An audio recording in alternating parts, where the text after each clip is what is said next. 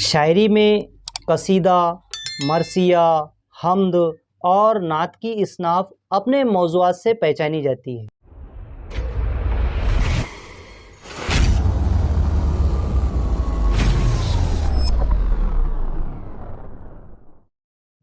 جہاں حمد کا موضوع اللہ تعالیٰ کی ذات سے ہے، حمد کا موضوع اللہ تعالیٰ کی ذات سے ہے۔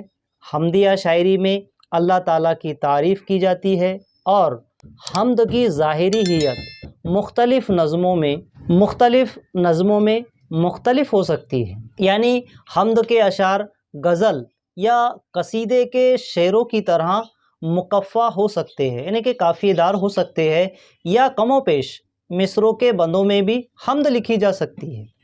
کبھی شاعر صرف 4 مصروں میں اللہ تعالیٰ کی تعریف کو مکمل کر دیتا ہے، تو ان 4 مصروں کا وزن بحر حزج کا ایک خاص وزن ہو تو اسے رباعی کہتے ہیں۔ ان 4 مصروں کا وزن بحر حزج کا ایک خاص وزن ہو تو اسے رباعی کہتے ہیں۔